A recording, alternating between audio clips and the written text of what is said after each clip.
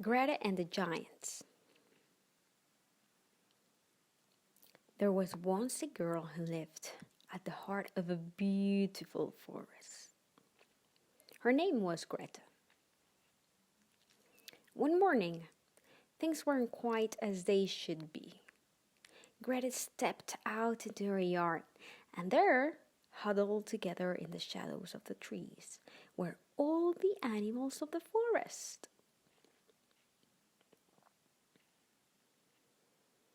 A soft, silvery brown wolf stepped forward, with his tail low to the ground. "Please help us," he whispered. "The forest is broken and we don't know where to go. The giants are ruining our home." The giants had always been there, for as long as Greta could remember, but now they were worse than ever. They were huge lumbering oafs and they were always busy. They chopped down trees to build homes. Then they chopped down more trees and built bigger homes. The houses grew into towns and the towns grew into cities. They built factories and shops and cars and planes.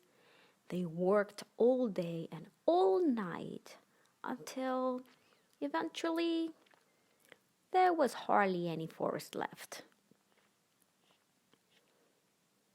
But the greedy giants had forgotten how wonderful the forest was. They didn't see all the little birds and bugs and butterflies and bears that tremble in the shadows. And no one told them to stop because everyone was scared of them. Everyone except Greta. "Will you help us?" asked the wolf. Greta looked around her.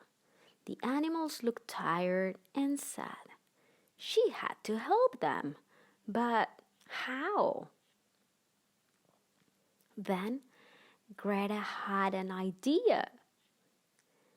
The next morning, Greta went to the middle of the forest and waited for the giants to come.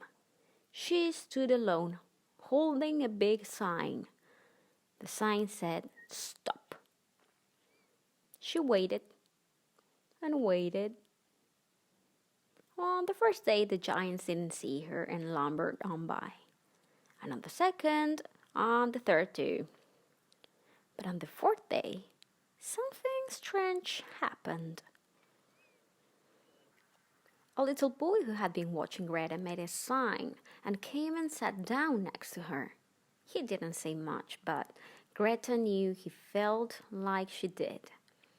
Soon more people and animals saw what they were doing and joined in too. "Save our forest! We live here! Help!" Before long, a huge crowd filled the forest, stretching out to the city and the roads beyond.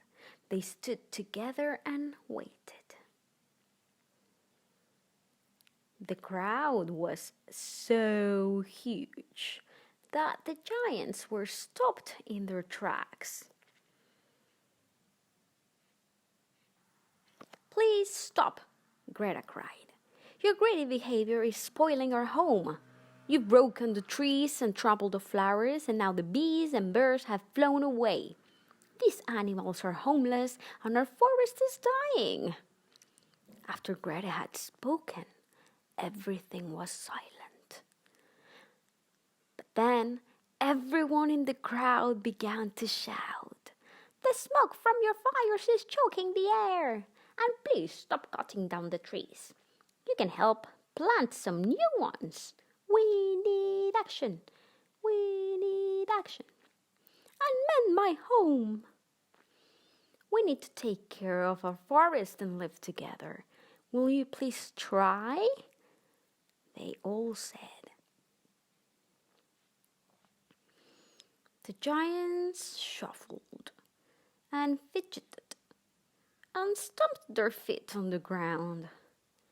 They were embarrassed and a little bit sad. You see, the giants were so busy building they didn't see what they were doing to the forest or to the animals who lived there. The giants felt terrible. "Oh, we're sorry," they said, and they promised to try harder. So from that day on, the greedy giants weren't so greedy. They slowed down and learned to sit quietly. They stopped working all the time and instead took up new hobbies. They stopped chopping down trees and learned all about gardening and living in the forest.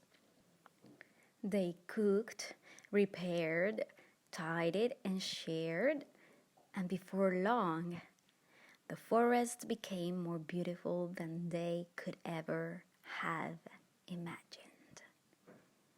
The end.